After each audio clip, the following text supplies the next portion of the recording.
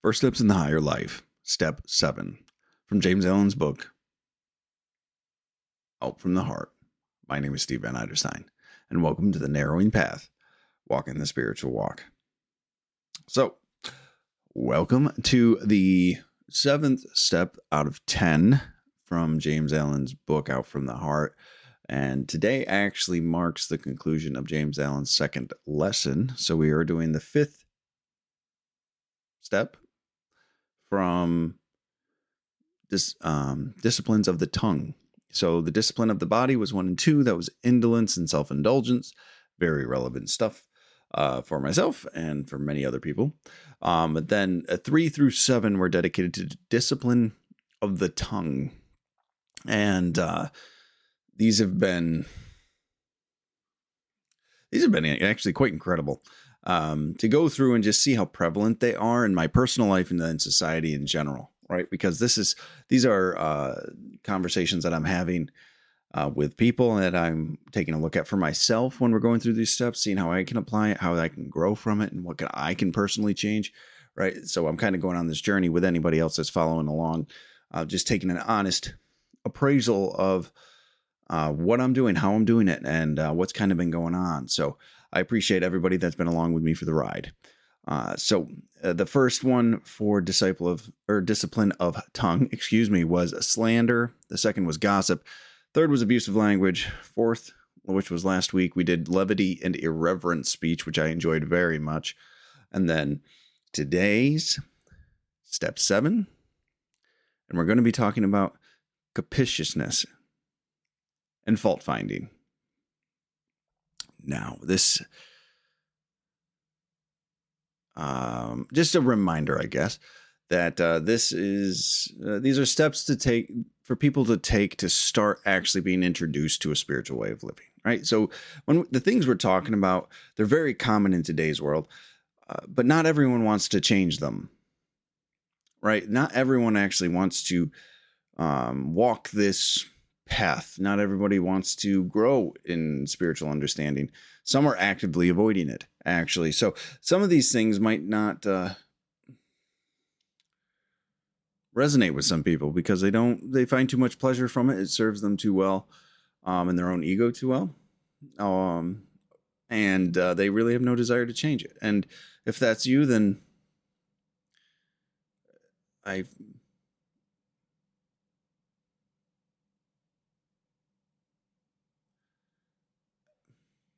hold no judgment. I've been in a lot of places in my life, and my life has taken a lot of turns, and I've been in a lot of different ways. So if that's where you're at, then that's okay. I'm not here to judge you or condemn you for that, or say you shouldn't want to change, or convince you to pursue this way of living. But just remember, though, that these steps are for those who have that desire to change, who have that desire to grow spiritually. And these are, so far, these have been the first steps in living a different way of life. And there's a lot of freedom in these steps, too. So, and this is, like I said, this is the last one of the discipline of the tongue. The next is discipline of the inclination. That'll be the final 3 steps that James Allen introduces. So steps 8, 9, and 10 will be discipline of inclination, which I am extremely excited to get to. That's going to be some really good stuff. So let's go ahead and we're going to get to it. I will be reading out of this book again. This is as close as I can get to a original copy, but you can also get like mass reproductions like this that are for the most part accurate. We found a discrepancy last week. Mirth, and in the new print they changed it to humor, which is considerably different. So let's go ahead and do the reading. So this is going to be step 7 in the chapter First Steps in the Higher Life in James Allen's book, Out from the Heart. The last step in the second lesson is the overcoming of captiousness or fault-finding speech. This vice of the tongue consists in magnifying and harping on small or apparent faults, in foolish quibbling and hair splitting, and in pursuing vain arguments based upon groundless suppositions, beliefs, and opinions. Life is short and real, and sin and sorrow and pain are not remedied by carping and contention. The man who is ever on the watch to catch at the words of others in order to contradict and controvert them has yet to reach the higher way of holiness, the truer life of self-surrender. The man who is ever on the watch to check his own words in order to soften and purify them will find the higher way and the truer life. He will conserve his energies, maintain his composure of mind, and preserve within himself the spirit of truth. And that is it. And when I was going through this step, reading it to write down my notes and my thoughts and how it struck me, I read this and I loved this reading. I love the all of it, the justification, the understanding, the purpose, the way it fits into today's society, right? Like the first reason why I love it is I related to it. I was guilty of this myself. I like to argue just to argue for many reasons. We'll get into that as we go over this. And then the second reason is it reminds me of growing up. And I was like so many teenagers. I looked for loopholes, that hair splitting. I distinctly remember being told to quit splitting hairs, right? But I'm just trying to find spaces where I can try to insert a discrepancy so I wasn't in the wrong, even though I knew what the intention was for the rule, right? So I would try to get around it with loopholes growing up, and I guess I carried that in my adult life. And then third, I really enjoy this step because I feel like it's got so much relevancy. I mean, all of these vices of the tongue were relevant for today, but this one, especially in the world of all debates really that we get into in all areas of life, right? Like we've talked about just the social conduct with the gossiping and the slander and the insinuations and how we talk about people, and then the healthy non-abusive language, not vulgar language either, right? And to give proper respect to people and situations and circumstances. So it's there's a lot that's been relevant, but this one specifically, because this one comes into play for the conversations that take place about major issues, right? And how good faith disagreements to approach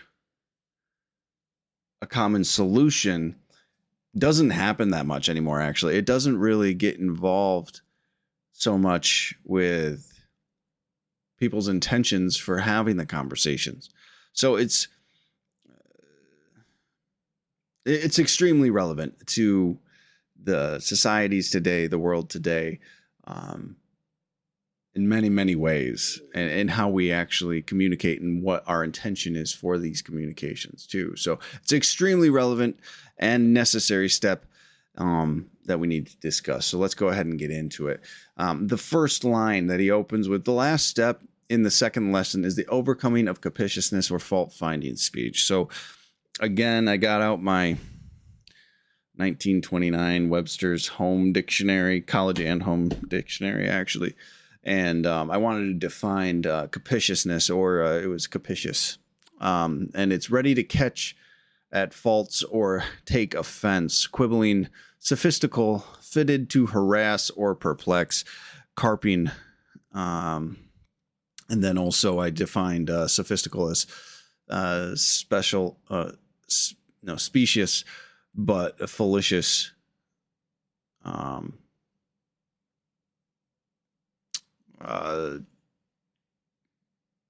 speech, right?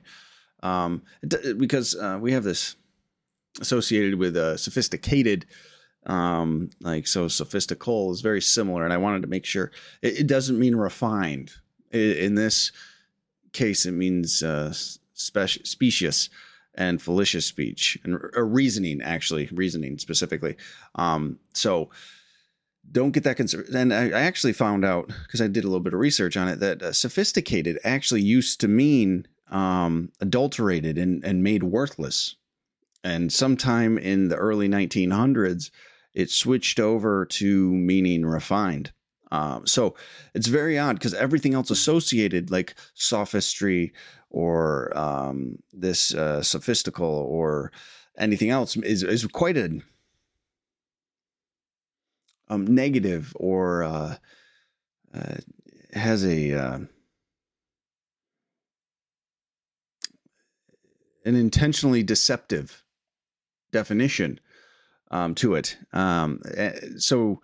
But for some reason they took sophisticated and they changed it to meaning like a refined, a more upstanding palate. It was one example it used. Like it was, which is very odd. I don't understand. I'm not sure why that happened. I'm sure I could dig into it a little bit more and find out, but I wanted to make sure I just threw that in there. So captiousness is the intention, to intentionally just go after and make problems with specific verbiage, and to be contentious, to just be argumentative, for the sake of being argumentative. And so that seems relevant for today, right? Ready to catch fault or take offense was part of the definition. Take offense. Many people, I believe, fall into the description. I fell into this description for a long time, and many people still do. They're on all sides of all arguments. Let's start there, right? There are people on every side to every argument that are just waiting to be offended, that are just waiting to take something personally, and they want to actually get upset about it. And it's done and like proactively. I think they're intentionally just waiting for someone to say something that upsets them, that they can just take personally, and then it takes the discussion, and when they put this into it, like, I took offense to this is upsetting, suddenly the entire discussion changes, right? They have to change the discussion to be about why they took the offense, rather than proceeding to navigate the discussion of the original topic, right? So there's a lot of people that fall into this category where they're just waiting to get offended so they can change the discussion to be all about them. It's very selfish. It's very self-centered, and it takes away from the actual intention for the discussion in the first place, right? It's because it's not about trying to find offense. It's trying to find progress. It's trying to find forward motion. And this captiousness, I like the word, just waiting to find fault because someone is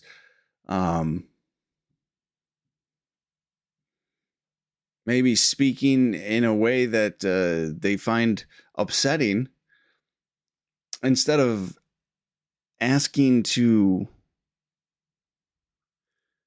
understand, they just continue down this path of attack, right? So in general, this is a step to stop the immediate conflict in conversations, right? It's a step about stopping just this bickering, when we should be trying to make actual healthy progress through healthy discourse and conversation, and addressing each other's concerns with legitimacy and good faith, rather than thinking, oh, I just got to catch him in a gotcha moment, or whatever it is, and in today's society, I feel like this is, it seems impossible sometimes in certain topics and certain areas of life, people are so sensitive to even engage in a healthy debate or a healthy good faith conversation. It's just immediately off the table. It's just immediately a disqualified conversation to have because people are so easily offended at even having to listen to somebody with a different opinion. And we really suffer as a society at large because we rob ourselves of the opportunity to have those conversations, So there's a lot that goes into this step. So he expands on it in the next statement, though. So this vice of tongue consists in magnifying and harping on small or apparent faults, in foolish quibbling and hair splitting, and in pursuing vain arguments based upon groundless suppositions, beliefs, and opinions. So these are the arguments that are just arguing. These are the arguments made just for the sake of arguing, right? They're not productive. They're not actually moving anybody forward. They actually are creating divisiveness, right? I love that he used the word vain in the description here because it's completely a ego-serving and egotistical mindset to come in with, right? Because you're serving yourself in this case, right? And and you'll see this happen if you watch any political debate, religious debate, social debate about anything. People will take a pointless, unproductive perspective just to try to distract from the conversation, right? And instead of focusing on the direction the conversation needs to go, they want to find these loopholes, these unique one-off arguments or situations to invalidate it as a whole. And the thing is that will always occur. That there will always be the one minor offshoot of a situation and circumstance that's 1 in 10,000 million, billion, whatever you want to say. And not all of that can be accounted for, but that doesn't discard the progress or the potential idea that's being discussed, does it? Right? But people want to find loopholes. People want to find these pointless ways to invalidate arguments. There's pointless ways to just make a problem for the sake of making a problem. And it's not ever a legitimate concern. It's something brought up just to try to prove themselves correct, just to try to defend their own ego, right? This is making a counter argument just to prove a point, right? And without an actual belief in the argument they're making, right? They're just, people just grab at straws and just say, well, this might work for me right now. Let me make this argument to try to counteract what's going on so I can swing this debate back in my favor. And that's just to continue the conflict or try to win the conflict. Now, that's not why we're supposed to be engaging in this discussion. That's not why we're supposed to be having these types of conversations. It's not just to have a you versus me situation. It's not to have sides to collide and to make all this sensationalized news and media. It's to make people's lives better. It's to make a society better as a whole, to make this the race human race be able to advance and become healthier, stronger, more virtuous and moral and righteous, right? So the foundational reasonings people are getting involved in this stuff is it's losing its integrity. We've had a major loss, like I said earlier, in the good faith disagreements that we are having. The people used to get involved in these disagreements, discussions, debates to try to seek clarity or try to seek understanding and try to make progress. And now it's just to condemn many times. Now it's just to take offense. Now it's just to paint the other side in a bad light. And this happens on, like I said, on all sides of all arguments. This is just this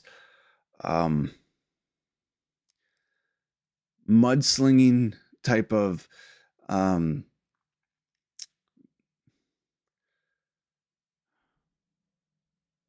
deceptive self-satisfying type of argument. And these are the type of arguments that really do no one any good. Now, I do want to point out there is the devil's advocate type of argument where someone intentionally takes the other side of an argument, right? And that's okay, because if it's done in good faith to try to see a different perspective, if it's crucial to be making progress to strengthen an argument, to test the validity of an argument, right? Well, I'm going to play devil's advocate here, and let's talk about everything opposite to this or why this might be wrong, right? It's to try to intentionally take a different perspective to see if there's truth in what's being talked about. So that's that common phrase of playing devil's advocate and taking the opposite side of an argument usually has purpose and intention to move something forward for growth and in a pursuit of something real, not just, I'm going to play devil's advocate because I enjoy getting in arguments with people, right? That's a pointless thing to do. You're wasting everybody's time when you do that. You're literally just taking up your mental strength, your clarity, your energy to make an argument for just the sake of arguing. You're not doing it to help anybody but yourself, and in a selfish, self-gratifying type of way, right? So I just wanted to point that out, that practice is really crucial because it's actually has some purpose behind it, and it's intentional to take another perspective, a conflicting perspective, to pursue truth and knowledge and growth. If it's that, any other intention behind it, it's just captiousness, arguing for the sake of arguing. And this is really detrimental to the way we live these days. I think this is actually slowed us down from making progress in so many ways because we're getting distracted with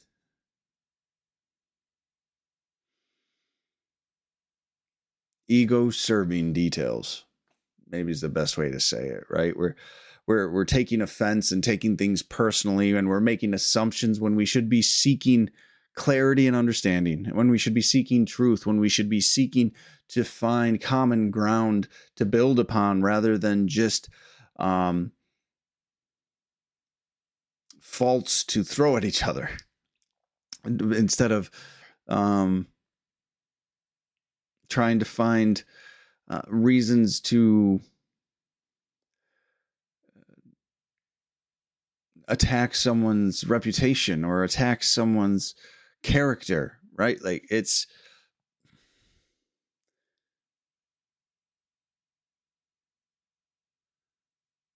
not, we've lost the art of good argument, productive arguments.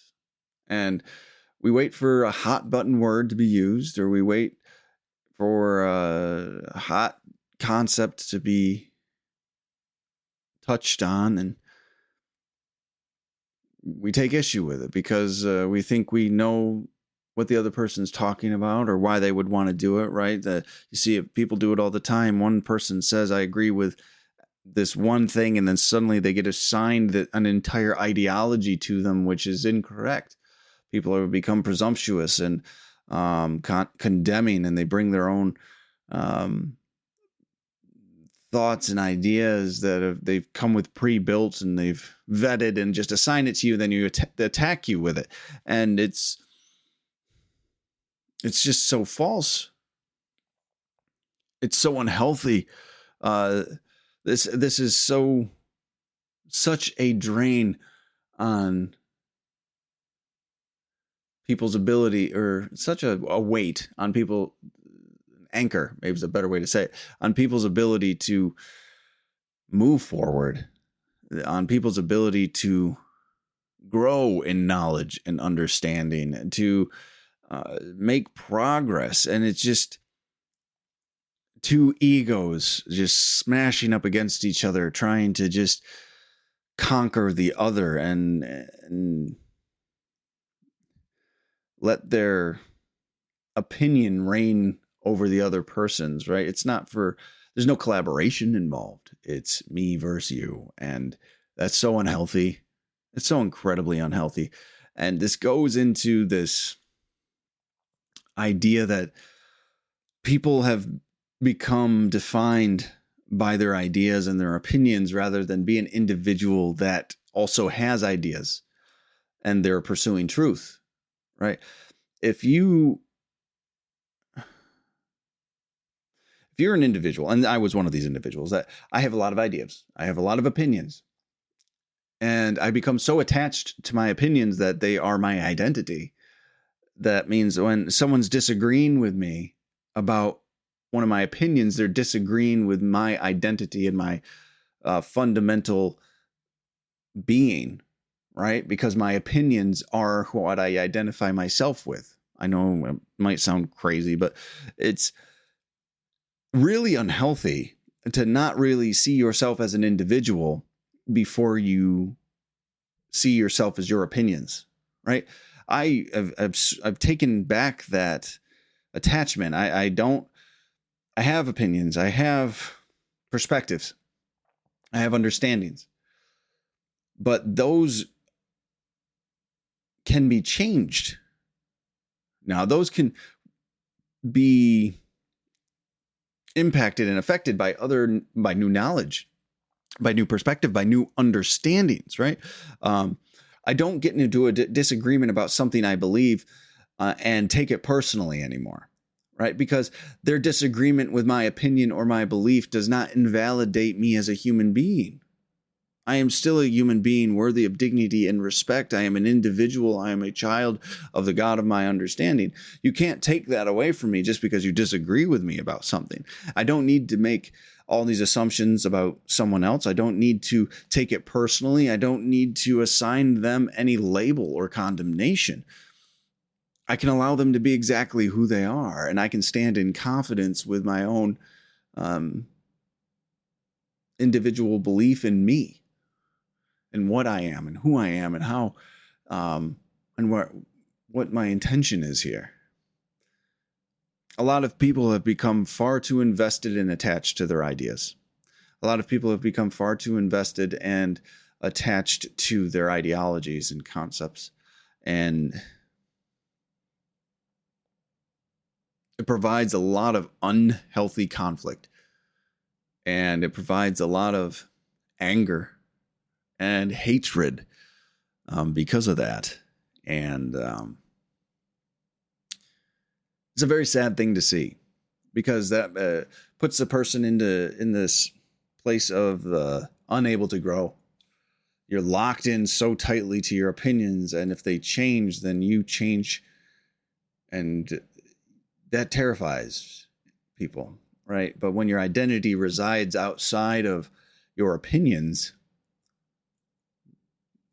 opinion could be wrong and you're okay with it, right? Like I'm okay with finding out new information, so which invalidates and makes my previous opinion wrong.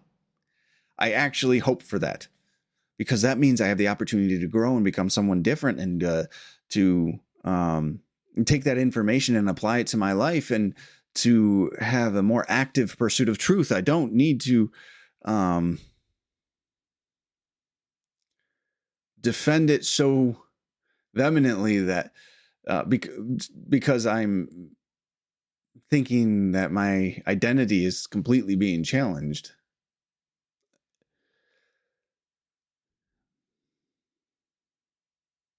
It's created a lot of divisiveness and this rift in a lot of ways, that type of thinking.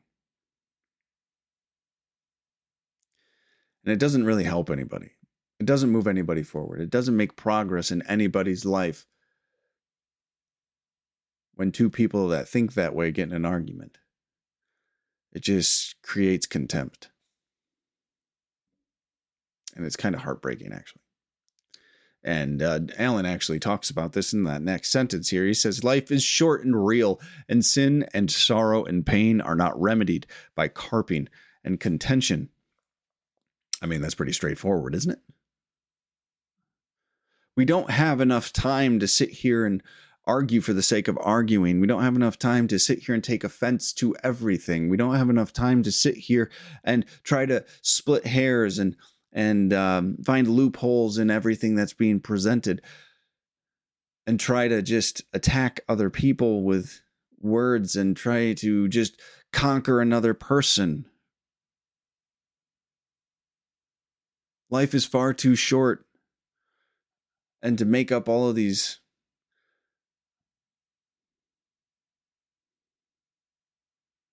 arguments that are not based in reality, not based in a true belief by anybody, that they're just being conceptualized and presented to be argued for the sake of argument, then no one's benefiting. No one's growing from it. No one's actually considering this as a reality. They're just doing it for the sake of doing it. That's pointless.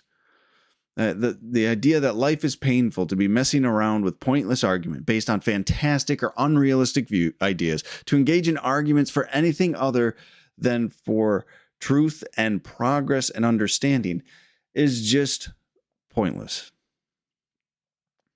This is a waste of our time, our energies, our gifts, our brains, our bodies. Everything we have been giving, pointless argument is going against. It is invalidating. It is harming us, in all honesty. It is blocking our progress. It is blocking our ability to connect. We should be engaging in healthy discussion, disagreement, even to the point of argument, in the pursuit of something better. We should be speaking and having these with a good faith sense of pursuit of truth and right? Highlighting again that all speech should be purposeful and for a good cause, for good reason. Don't just fill the air with nonsense argument because you're bored. It's not a good reason. And then Alan goes on to say, the man who is ever on the watch to catch at words of others in order to contradict and controvert them has yet to reach the higher way of holiness, the truer life of self-surrender. I love that line. So again, if you're only listening to engage in conflict and to prove yourself right, you are not engaging in the argument for the right reasons. You're doing it for selfish and self-centered reasons. He says here, if you're doing that, you have yet to engage in the truer life of self-surrender. That seems like a big set of words there. And what we're talking about here, the truer life of self-surrender, is to surrender yourself, surrender your ego, surrender your pride, become willing to grow, become willing to be wrong, to seek to understand rather than to conquer, rather than to beat an opponent. View the people on the other side of the aisle, whatever place you stand, as a human being to collaborate with and to seek understanding with, right? There's this, if you're from a 12-step fellowship or a 12-step practice, there's something called the St. Francis prayer that talks about it is better to understand than to be understood, right? What we are doing is we're seeking to understand. We're not seeking to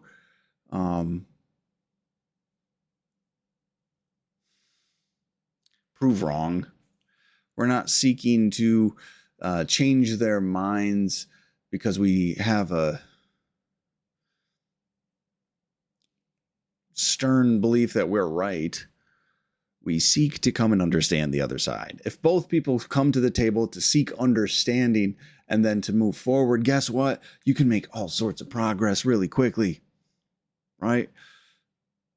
It is not you versus me. It's us versus the problem. We get that wrong so often. We forget. We don't have to be in constant conflict with other people. We don't have to be in constant disagreement. We don't have to take this egotistical, self-centered view of everything and take it as a personal affront all the time. We can come to the table in genuine good faith with a desire to seek truth and do better. And guess what? Life can change. We can go into new territory, make new accomplishments with just a little bit of understanding and collaboration. And if you aren't doing that, if you are just going to the table to argue it, to prove your own point, to try to make your opinion be the one that's wins out on top of the pile, you're arguing for selfish, self-centered, egotistical reasons that benefits no one but you. That's why he said you have yet to enter the truer life of self-surrender and the way of holiness and righteousness, right? Of somewhat would call virtuous living, Christ-like conduct, righteous conduct. All right, this is just so pertinent to today's living. This is so relevant just because every guest that comes on to any news station, to any TV show or talk show or whatever it is, it's only to provide conflict. Or either they're co-signing each other against the other side that's not even represented, or they are going on to just create some fireworks of you versus me. And it's all pointless. It benefits literally nobody. It does not allow anyone to grow. It's just such an exhaustive waste of energy. But I love how Alan identifies all of these things that we need to change, or identifies a problem and a behavior, and he gives us this pretty short but expansive example of what it is. And then he's like, but this is how we should be conducting ourselves. So this is the replacement behavior. So for all these steps, Alan's given us, these are the problem. This is what you should switch it with. The man who is ever on the watch to check his own words in order to soften and purify them will find the higher way and the truer life.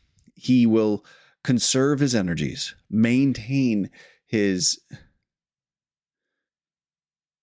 composure of mind. Sorry, I couldn't read my writing for a second. And preserve within himself the spirit of truth, right?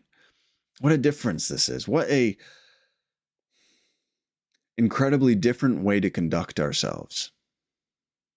Did you see how we switched this? Instead of us watching their words to try to find something to grab onto and take offense to, right? And to contradict and just to argue with these individual words, we should be looking to our own words.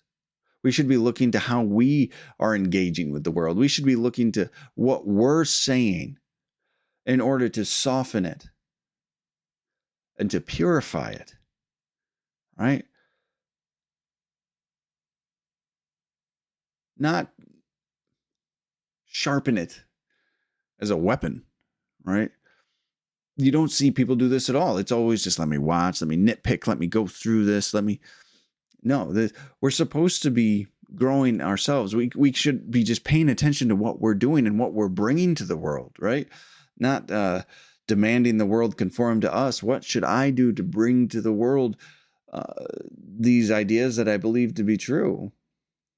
We should soften them. We should purify them.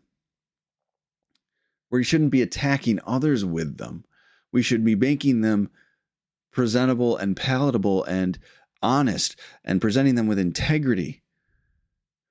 to other people, not to disagree with them, but to work collaboratively with them, to grow this idea, to expand on it, to tear it apart, to find where fault might lie in this idea, to grow in knowledge and understanding, and to become a team in the pursuit of a greater truth, rather than two people that are just in constant verbal attack towards each other. We've lost this dynamic. We've lost this ability to just be healthy partners, healthy human beings working towards a common goal of making a better life and world and for each other, and to love one another, right? We should be constantly reviewing our own words. We should be constantly reviewing our own ideas. We should be constantly incorporating new information. We should be always in a position to be willing to change and grow and adapt when we're presented with more information. We shouldn't be building walls around these ideas. We should be allowing them to grow and sharing them between each other, to seek to understand where other people are coming from, to seek to find common ground with people, to make sure what we're saying is something we actually believe. That's the integrity of our speech right there when we're coming to this step, right? Then that we're saying it with virtue, right? So we're saying it kindly, with tact, with love, with forgiveness, with compassion, with no judgment, with understanding, with love, and to be of service, right? We should be having these discussions from there.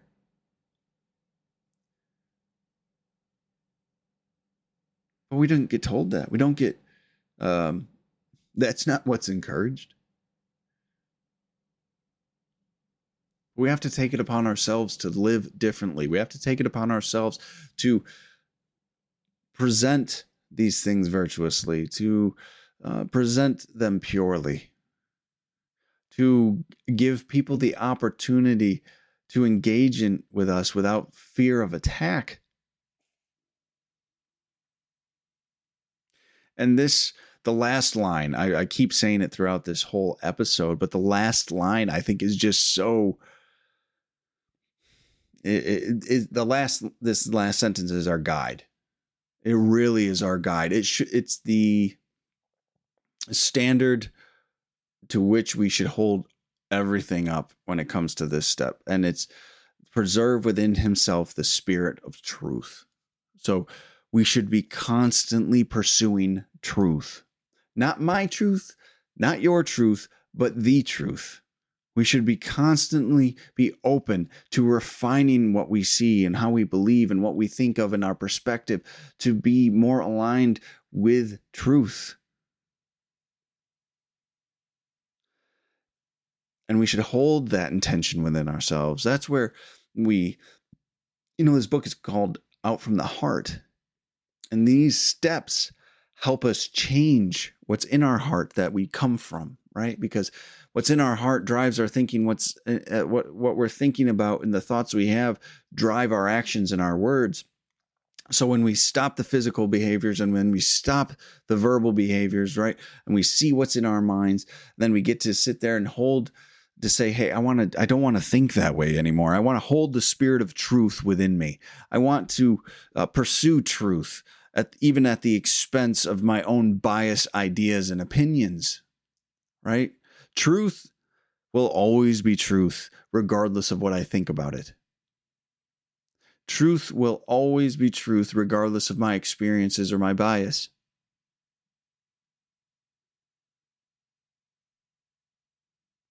This should be the fundamental piece and the fundamental foundation stone that every argument is built upon. Every discussion you engage in is coming from that. Every disagreement you have, the goal is to pursue truth. Not to selfishly validate your own ego and your opinion, but to pursue truth. That is where we need to come from. That is what we need to do. And that is how we move forward as people in a race and in a collaborative effort. Because who doesn't want to pursue truth?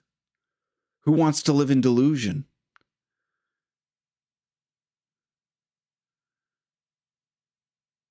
Who wants to live in a false reality where things aren't even real?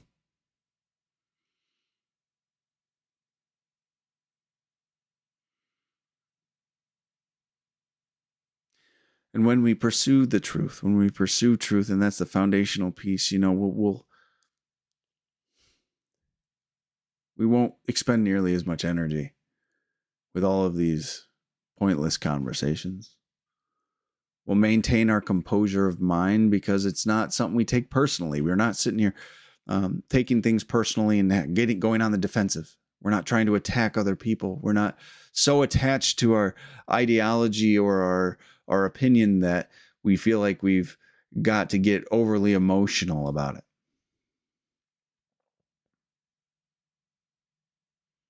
And we will hold space for truth.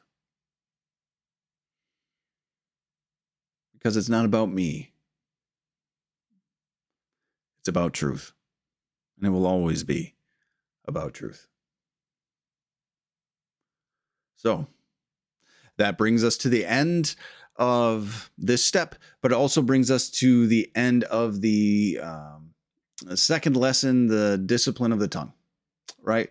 And next, we're going to go on to, like I stated previously, the discipline of inclination, why we do the things we do. But to close this lesson, to close this step and reflect on all 5 of them just briefly,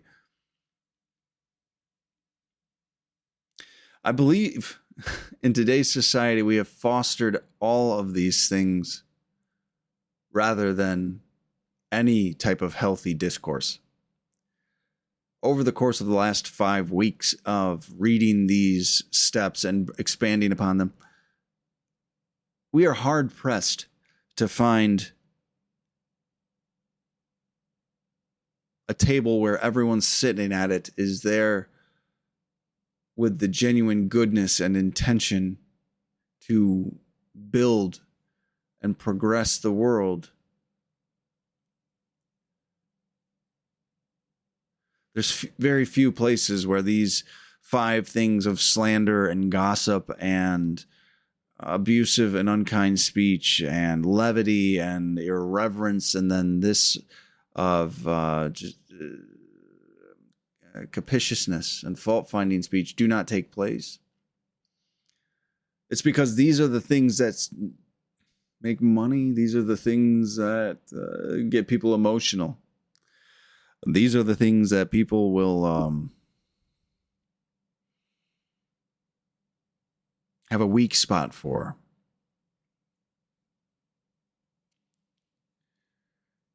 So those are the things that have been fostered in a very selfish and self-centered way. In a very egotistically serving way. So to go through these steps and realize that most everyone's life revolves around one of these 5, if not all of them,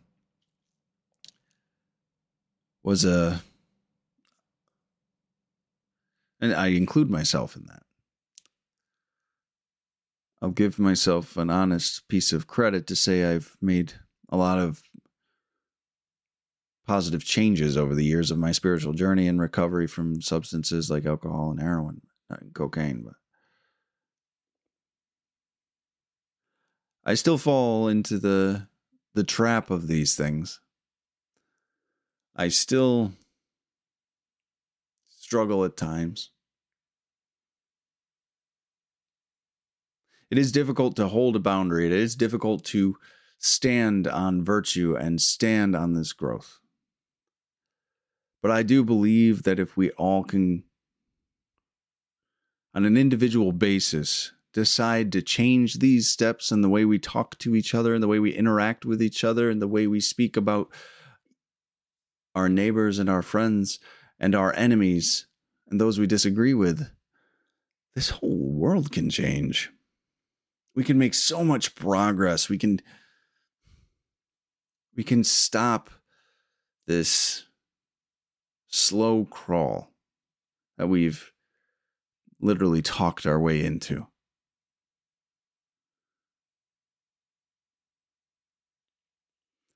And this discipline of the tongue, this lesson that James Allen has given us, has really opened my eyes to that. So it's been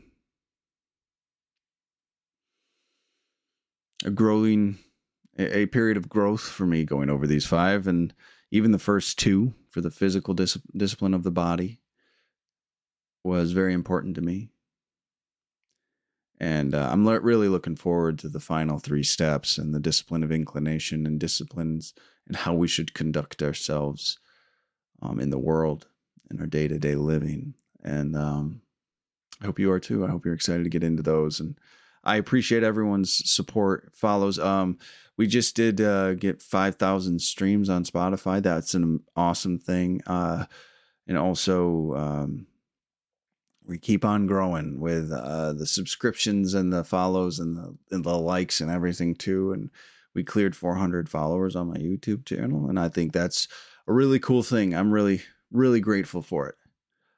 So thank you everyone for the support and the engagement, the sharing, and the comments too. They're just, it's fantastic. So thank you all so much for everything. I look forward to getting started in the 3rd lesson next week. So until next time, thanks.